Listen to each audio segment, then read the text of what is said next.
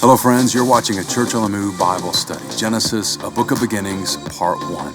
This is the last step in a three-part learning process accompanied by individual study and group discussion. If you'd like a free copy of our Genesis study guide, you can email us at bible@churchonthemove.com. Now grab your Bible, something to write with, a notebook, or your study guide, and let's get started.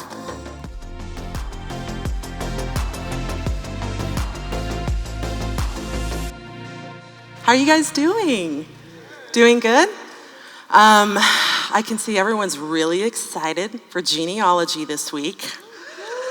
My table, lots of cool questions happening.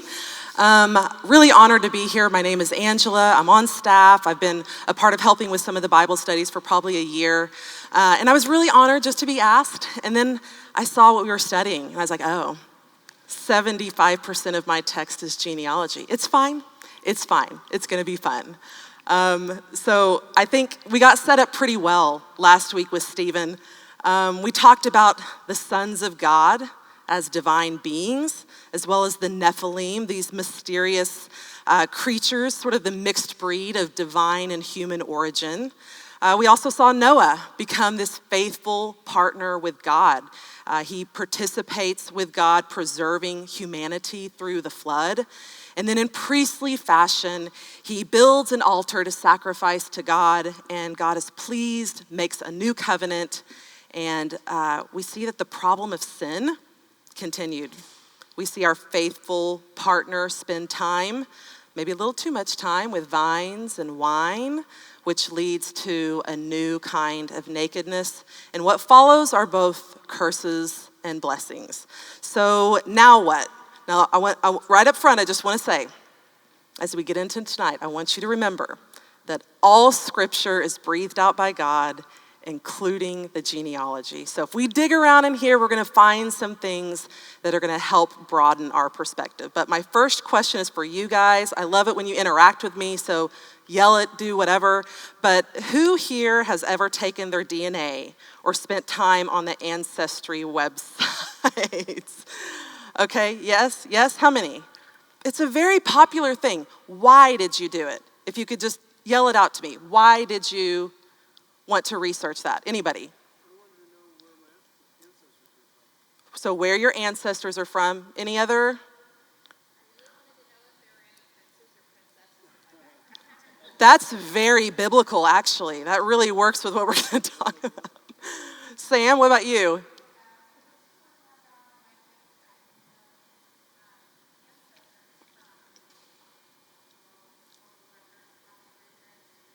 Yeah. Where you're from, who's related to who, how John relates to Sally. We're usually a little bit more specific. We want to see how all the interconnectedness sort of happens. So let's get into what genealogies look like in the Bible. It's a little bit different. I feel like it's really funny, real life moment. I literally went to meet a new family member like 3 weeks ago who found somebody on the, and I was just like, why do people do this? And it was just a total setup for what we're going to talk about tonight. But what do we know about genealogies in the Bible? I'll just say genealogies play an important role in shaping the context of the narrative. Remember, we have a narrative. We have a storyline that we're following. And these genealogies aren't just going to give us random names and just little bits of unimportant information. It's leading us somewhere. It's giving us context. So they communicate multiple layers of information to us. You'll see that some of them are like really linear. You can just kind of follow the family line down, but some of them are also very segmented where you're really looking for clans or families or places. So we'll see both of those in Genesis, but they leave gaps too.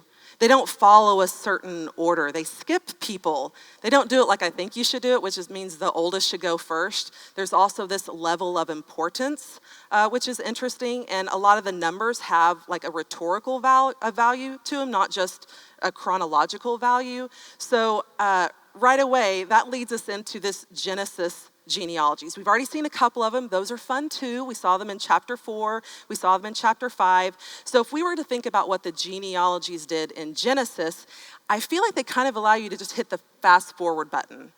right? You kind of, this happened, and then 100 years later, or then 500 years later, or whatever. So we're hitting the fast forward button, but you're keeping with this overarching story in the narrative. We're staying focused on the right thing, right?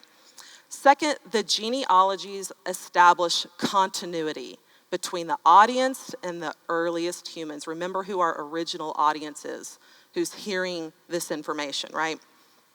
So if we look back at chapter 5, you guys remember chapter 5?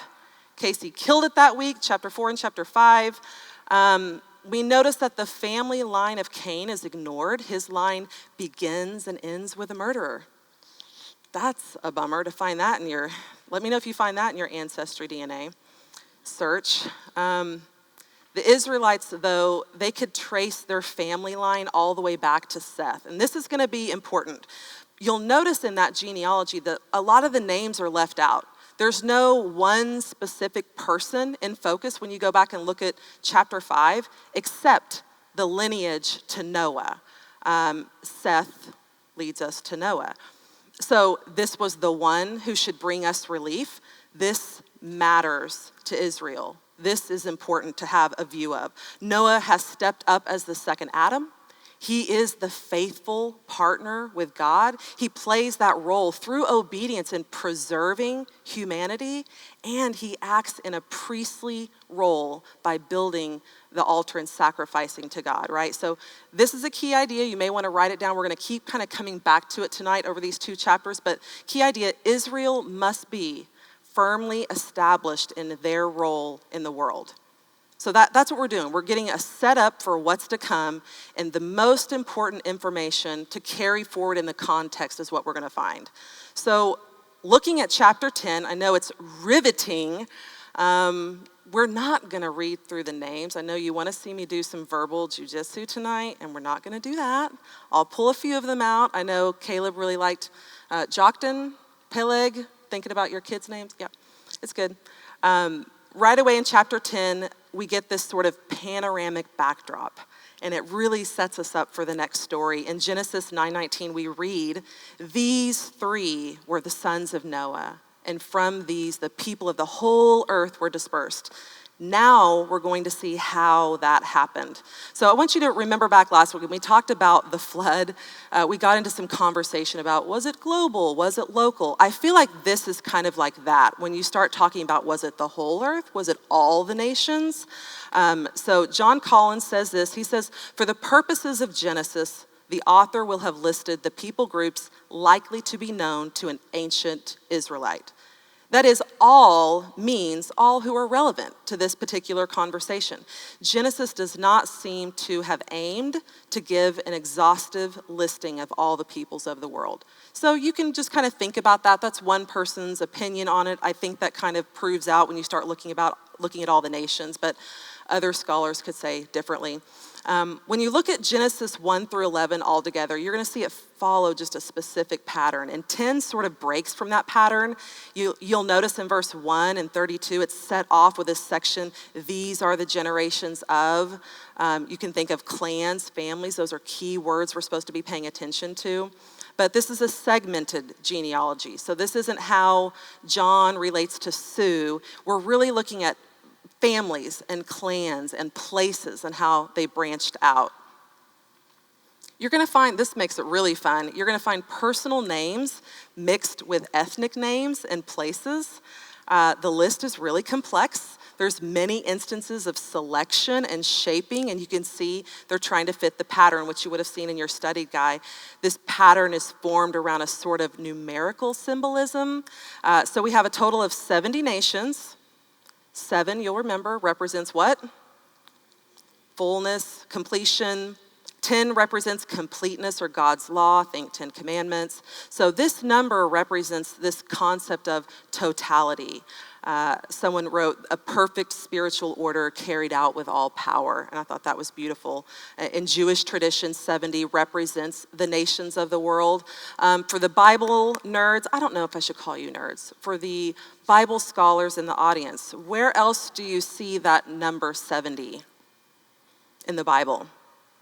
It should kind of like,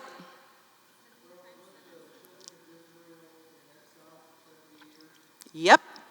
Where else? Yep, where else?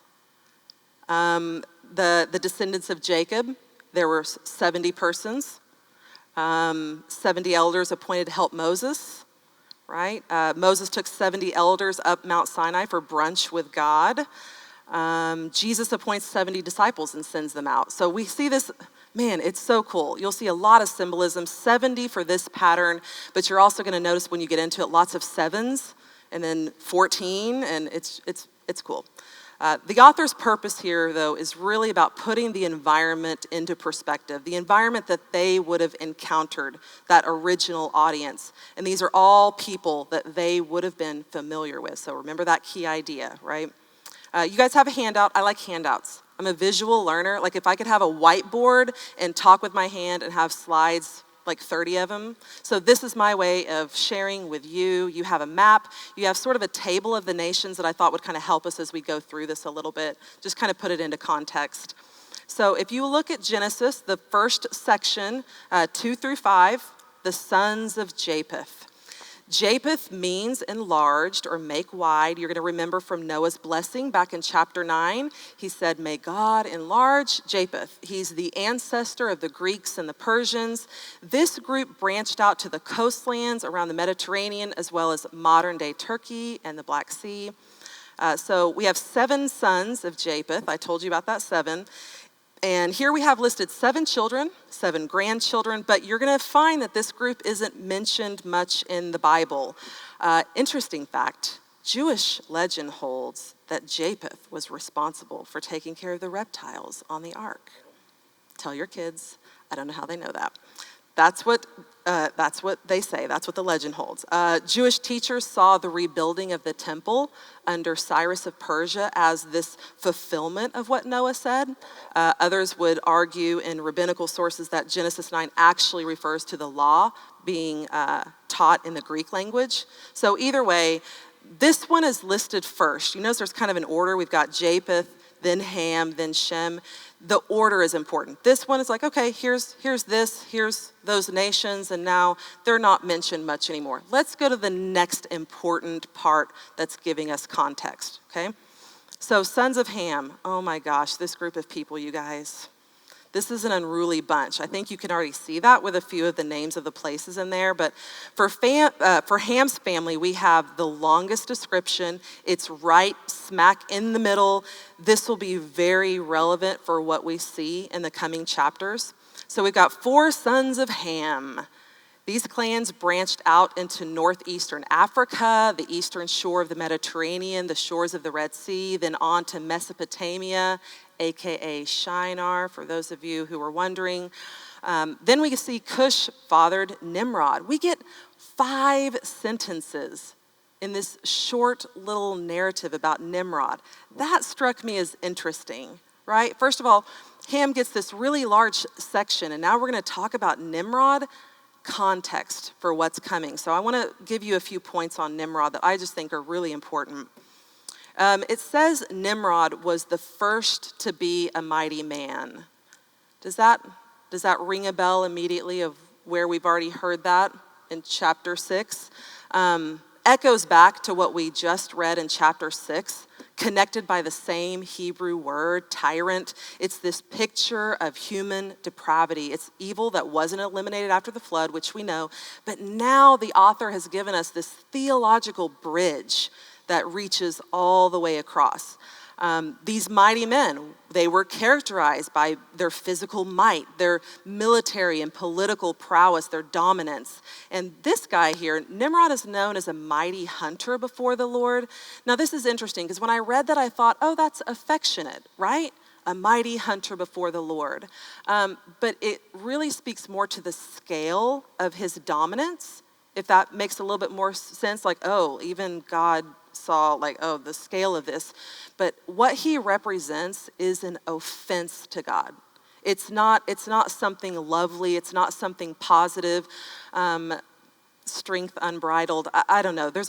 Part of me thought, well, Did he have maybe some good gifts to begin with that maybe went awry, and maybe that's why? So I don't have a conclusive answer for you, but the scholars just agreed that what he represents is an offense to the ways of God. And I think you'll agree as we get into this a little bit further, but his name likely means rebellion or let us rebel. Don't call your kids that, guys. It won't be funny.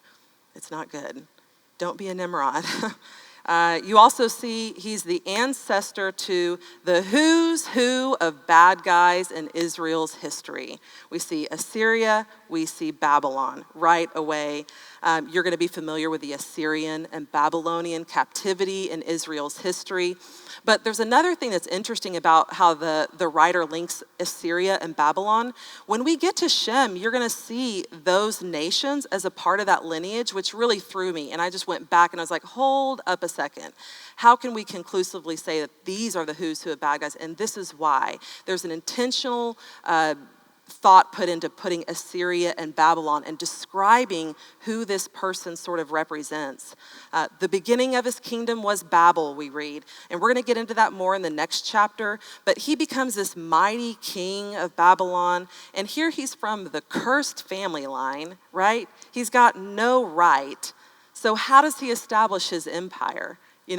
Aggression, military might, power. When we think about the kings and the way God called people to rule, it was a shepherd king, right? It wasn't a warrior king. So that's kind of what you have represented with Nimrod, and what he represents is this sort of prototype of a rebellious people. So you have 5 sentences of context that are going to take us into the Tower of Babel. This is the king of that region. So anyway, pretty cool, because I'm like, who's actually studied Nimrod in like the last 30? Yeah, that's where I'm at. I'm like, I think I've heard of that. He basically represents everything the world admires, right? Strength and skill and political power.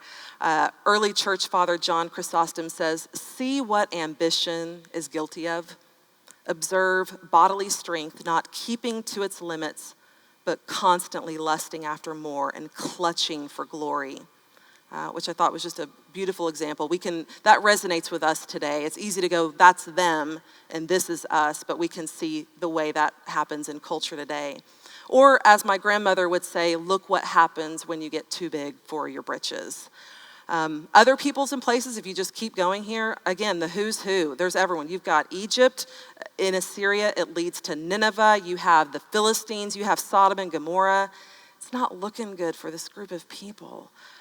Canaan, we know, was the cursed one. He's the ancestor to all the ites. And due to that curse, Canaan and their wickedness, most of these people were to be dispossessed and then destroyed by Israel. So one thing I would just want to say about this family, though, the family is not painted uniformly in this negative light. We'll come to see them in the coming chapters. You'll see them as friends of Abraham. You're going to see them as mysterious or transcendent, like Melchizedek, who was a Canaanite priest king in Salem, and Abraham actually pays tithe to him. We see them as wicked. In Sodom and Gomorrah, we see them as people they weren't supposed to assimilate with. But then we have Rahab, right? Think of Rahab during the time of the conquest. So though a cursed line, not all are lost, right? So moving on to Shem. This is our favorite. He's the guy. Shem means, you should remember this, I think. Shem means name or renown. So that same sort of the men of name, the men of renown, here's another play on that. So there's something about name that we need to just hold on to as we go through these 2 chapters. This clan headed primarily to the Fertile Crescent in Arabia. It says that he's the father of all the children of Eber. This is so beautiful. It anticipates the genealogy that lies ahead to come. Abraham was called a Hebrew, for he descended from Eber. Nimrod and Eber would have been contemporaries at the same time. But I love this. When you look at Eber is the source of the word Hebrew. And it's named from the verb ebar, which means to pass over or through. Love that. So just already you have the roots, the father of the children of Eber. very beautiful. Slide, we've got the 5 sons of Shem. He was the father to 5 sons who became the fathers of the 5 Semitic nations. One of the things I pulled out of Shem's that I thought was interesting was Peleg and Joktan. There's this specific note about Peleg, which means division. The text says, for in the days the earth was divided, which is a reference to the Tower of Babel. So this is telling us about a division between Eber's son. I wouldn't say good or bad. I would just say we're going to see the genealogy go from out here to really going into, there's a specific family line that we're following. So I'll just break the news. Peleg is the one that carries on the family line, and you're going to find his genealogy with Jesus in Luke 3:35, which is really cool. So that's what that sort of alludes to. There was some sort of division that happened, and you see the families branch off. We good? Everybody doing good so far? We good? Okay. So then we cap it off. These are the clans of the sons of Noah. Last verse, right? According to their genealogies, in their nations, and from these, the nations spread abroad on the earth after the flood. John Collins writes, geographically, the people of Israel will occupy a central place with respect to these other peoples. That is, they will be surrounded by Japhethites, Hamites, and Shemites, with whom they share a common humanity, and to whose families or clans they are to be a vehicle of blessing, which even applies to some of the people of Canaan. So this Israelite audience, they already counted themselves as related to Shem. What's the author really doing right now? We're getting context. We're getting context for the coming storyline that we're going to draw from, as we could definitely see with the family line of Ham and Shem. But more importantly, I really appreciated the idea that there was preserving the emphasis on the unity of humankind. God is creator. He is father of them all. His plans will include all the nations. Acts 17:26, and he made from one man every nation of mankind to live on all the face of the earth, having determined allotted periods and the boundaries of their dwelling place. All of this is an act of his sovereignty.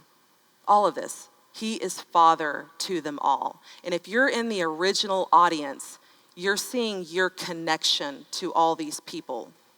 You're about to go in and take the land. This land that's filled with all these other nations who are different than you. They come from the line of Seth, right? Leading to Noah, the faithful partner, that same context that we have setting us up for the next story. So that key idea, Israel must be firmly established in their role in the world.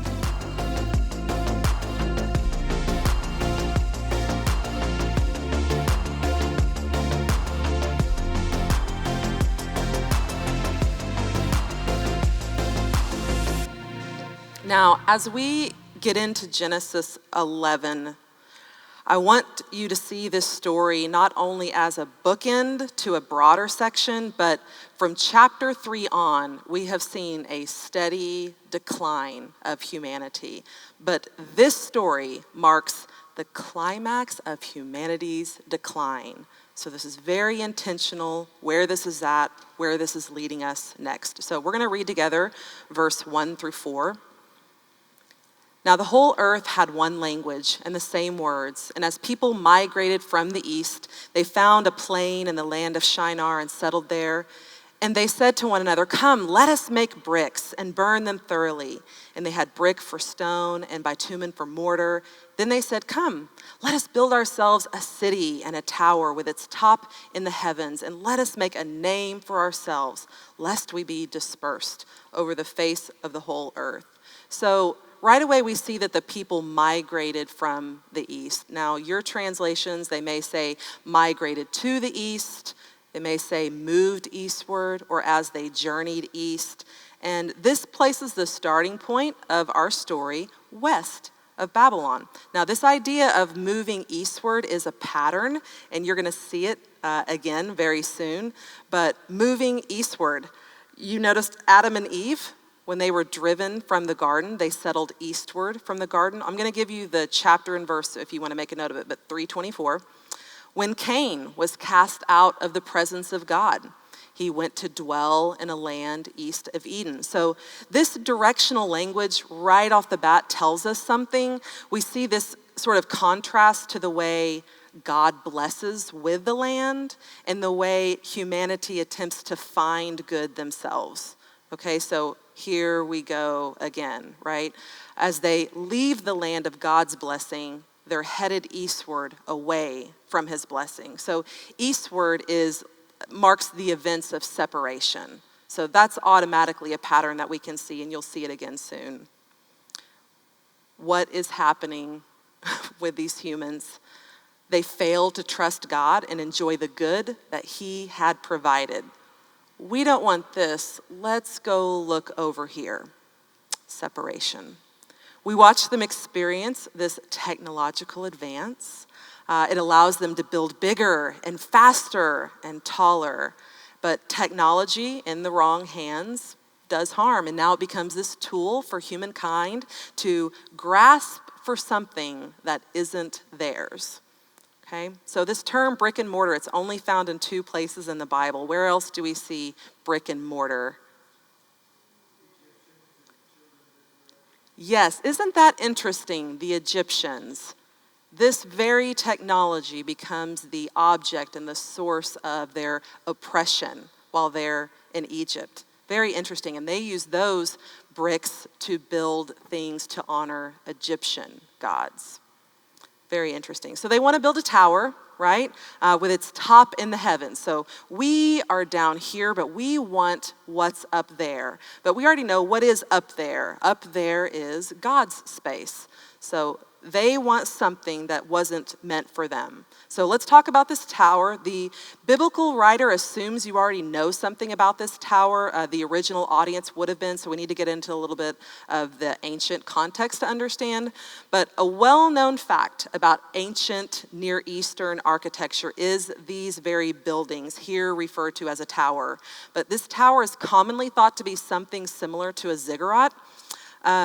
These are these huge like temple towers. They had 4 corners at a diagonal, and they had all these steps leading up to just like a platform where sacrifices are offered. But these weren't made for people. This isn't like churches or something where people gather. These were considered sacred spaces.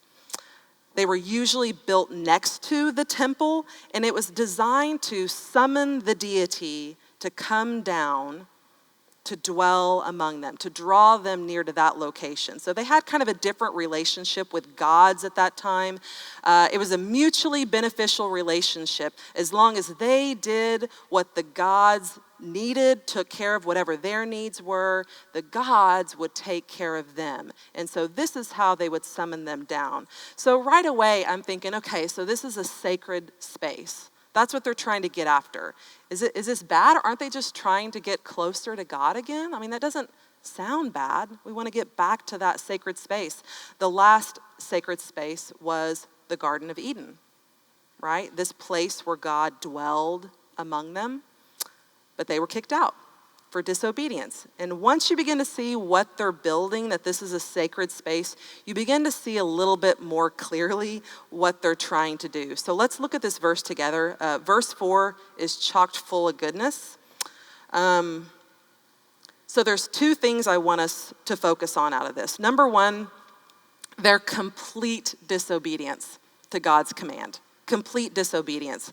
He said, be fruitful, multiply, and fill the earth. And instead, they huddle together, right? And we're going to build a city. And why? So we won't be dispersed. The very opposite of what they've been commanded to do. They completely defy God. But let's put this in our context.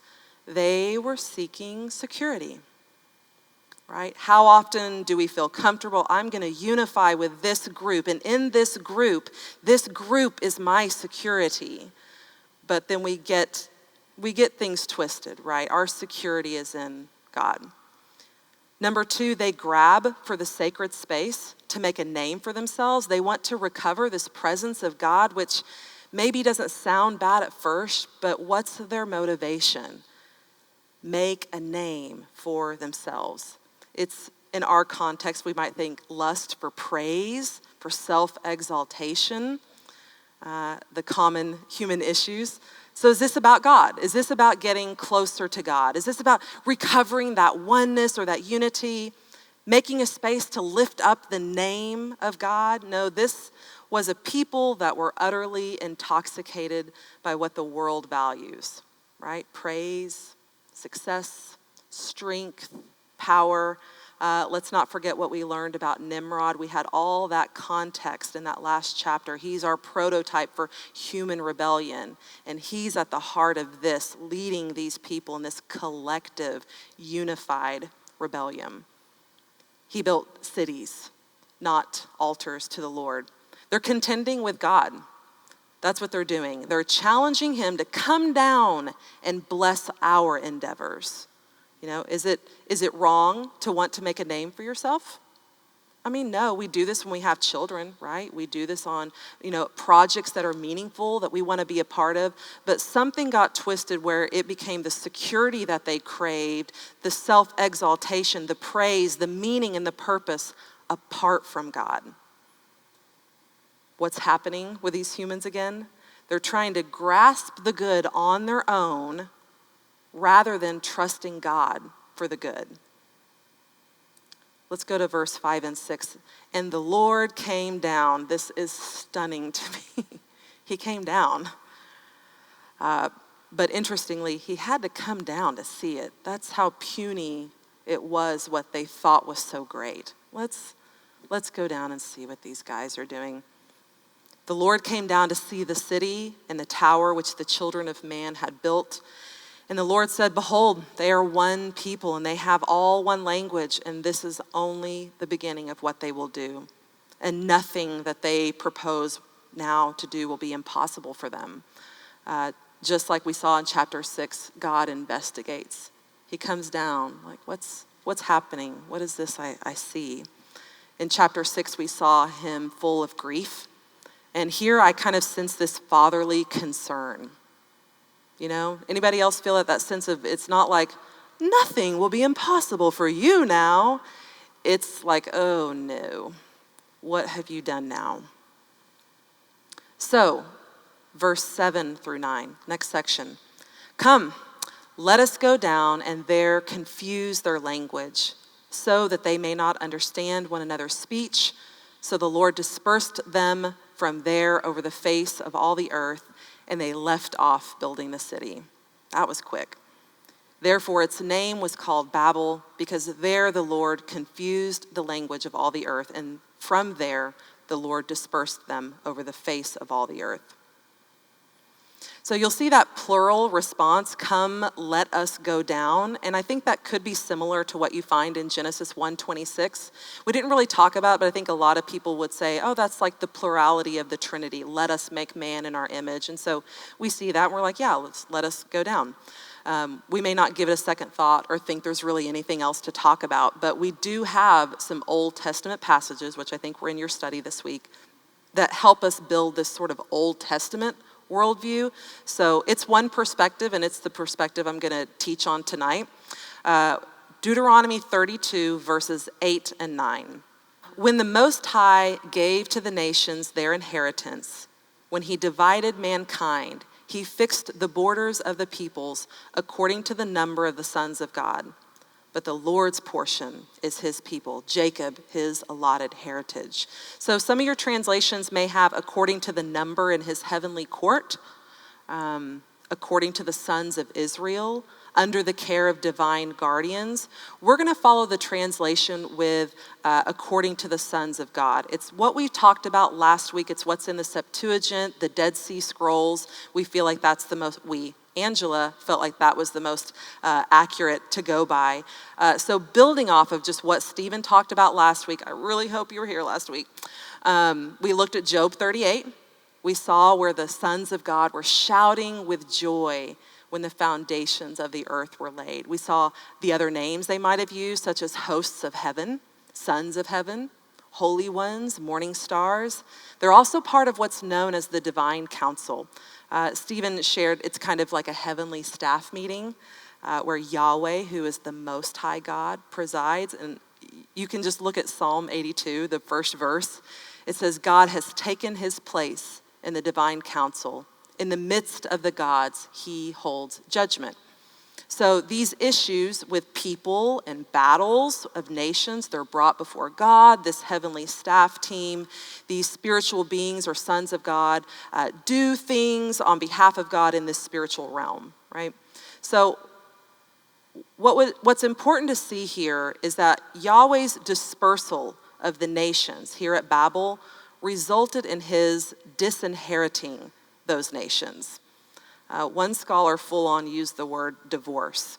It's like, these are not my people anymore. And you can see already in the passage that we just read, this hint to the chosen portion, his allotted heritage.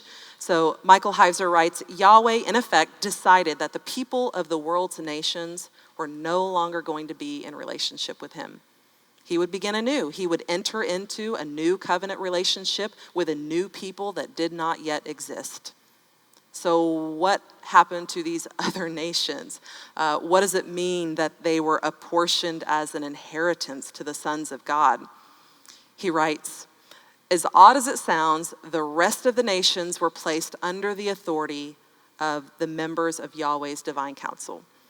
The other nations were assigned to lesser Elohim as a judgment from the Most High Yahweh. Let's look at another passage. I'm going to show you two sides of a coin here. Deuteronomy 4:19 and 20. And do this so that you do not lift your eyes toward heaven and observe the sun and the moon and the stars and all the host of heaven, and be led astray and bow down to them and serve them, things that Yahweh, your God, has allotted to all the peoples under all of heaven. But Yahweh has taken you and brought you out from the furnace of iron from Egypt to be a people of inheritance to him, as it is this day. So in Deuteronomy 32, we saw that the nations are given to the sons of God, and here we see the flip side of that. God allotted these lowercase gods to the nations. You may compare that to Romans 1, where God gives them over to their persistent rebellion, gives humankind over. So after the rebellion at Babel, God essentially says, okay, fine. You don't want to trust me? You don't want to obey? You don't want the good that I have to give you? I'm going to give you over to these lesser gods. And he disinherited the nations.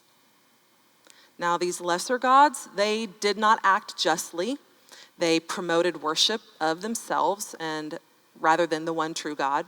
And they're judged by Yahweh. So if you do a quick read of Psalm 82, we're not going to do that together, but you read through 82 and it's going to inform us that God has called this meeting to judge these lesser gods for their corrupt rule of the nations. And right away, you're going to see that major theme of idolatry that's in the Old Testament kind of go, whoa. And once you see that, you're going to see it running through the Old Testament. You're never going to forget, like, oh, there's something else. There are spiritual forces at play here.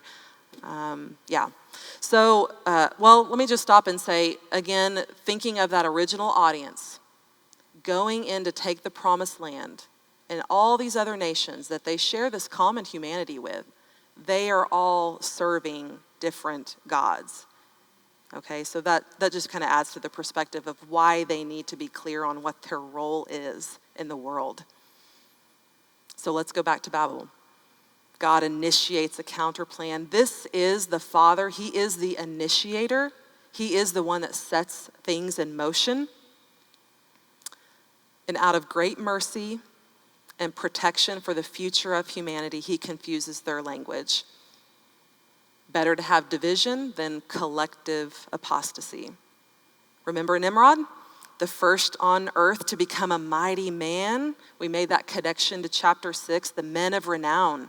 These men of name who came here to lead the first unified human rebellion against God, to make a name for themselves. Can we put up the slide for the Babel wordplay? This is great. Everywhere else in the Bible, the Hebrew word Babel is translated Babylon. Everywhere else. But here the translators are trying to preserve this sense of an intended wordplay. as Babel sounds like Balal, which means confuse or to confuse. And that's exactly what God does. He says, you came to make a name for yourself? Okay, I'll give you that name. You're confused. Kind of feels like me talking to my kids sometimes. Oh, no, you didn't. Let me show you. So that wordplay is important there. God cares about where he puts his name. And it's not going to be on our terms. It's going to be on his. Later on, Moses teaches the Israelites about the Lord's chosen place of worship in Deuteronomy 12:5. He says, but you shall seek the place that the Lord your God will choose out of all your tribes to put his name and make his habitation there.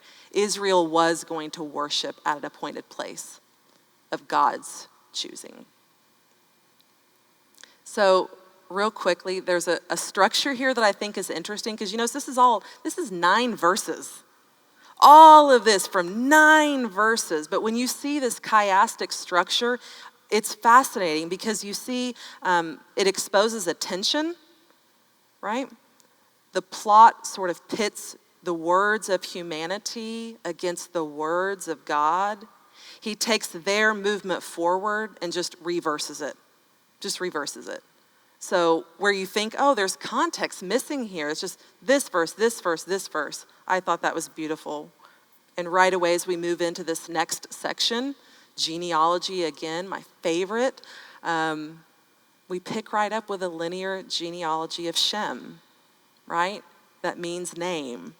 It's like this exclamation point at the end of this Babel story. Let me show you how I'm going to build my name into this people, right? Not your way. Let me show you. So we have a long little section, verse 10 through 26, going to a genealogy. We see Shem connected to Eber, connected to Peleg, which we've already talked about. But this section is really cool. It mimics the genealogy you find in Genesis 5. There's these 7th generation figures in each of these that are really prominent. Enoch is the special 7th in the Adam to Noah genealogy. He is the one who walked with God. And here we have Eber, the father of the Hebrews, who is in the 7th position from the end, from Shem to Abraham. So just a cool little God fingerprint. Terah is introduced here. He's the father of Abram, Nahor, and Haran, all of which play a part in the story. And he stands apart from his brothers because he's listed first. So right away we see there's something about the importance of him in this genealogy. And notice Terah was 70. 70, there it is again, fingerprint. It's everywhere. So we're beginning to sort of narrow our focus a little bit, right? The genealogies have started way out here. We saw the nations spread out, but now we're getting really, really specific with this line of people. When you look at verse 27 through 32, it's like an introduction to the next chapter. You know that the chapter headings, it doesn't always make sense. And so you should see this as kind of like an introduction to what's getting, it's not genealogy. It's like, okay, that's done. Now let me set you up for what's about to happen. So 27 through 32, we're gonna read it together. Now these are the generations of Terah. Terah fathered Abram, Nahor, and Haran fathered Lot. We've got a new character on the scene. Haran died in the presence of his father Terah in the land of his kindred in Ur of the Chaldeans. And Abram and Nahor took wives. The name of Abram's wife was Sarai, and the name of Nahor's wife Milcah, the daughter of Haran, the father of Milcah and Iscah.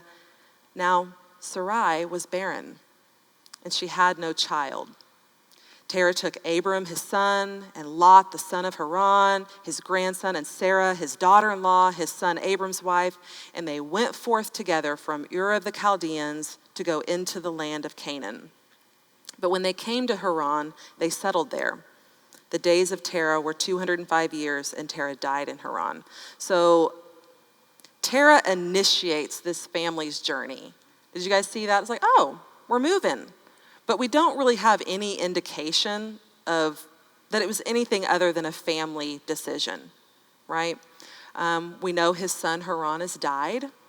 Could it be that he lost a son and needed to move on? Could that be a part of the story? Could be. He then takes his grandson Lot to be his own. Abram lands a wife.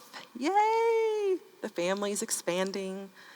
But the writer makes a point to tell us that she was barren, right?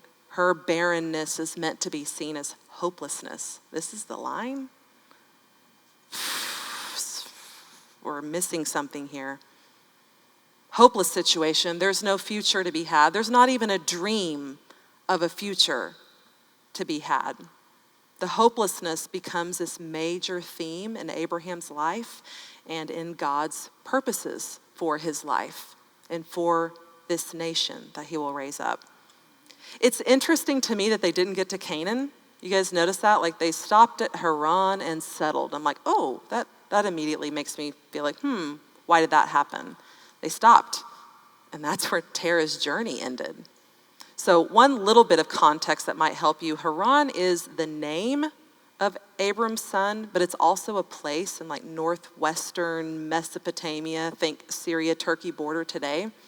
So not to get that confused because you're going to continue to see that name. But just like chapter 10 kind of acted like a geographical context for the story of Babel in 11, here also is geographical context. Again, and some of the questions we may have are going to be answered very soon in the coming narrative. So big questions, right? Stephen has asked this question many times. Who is this God?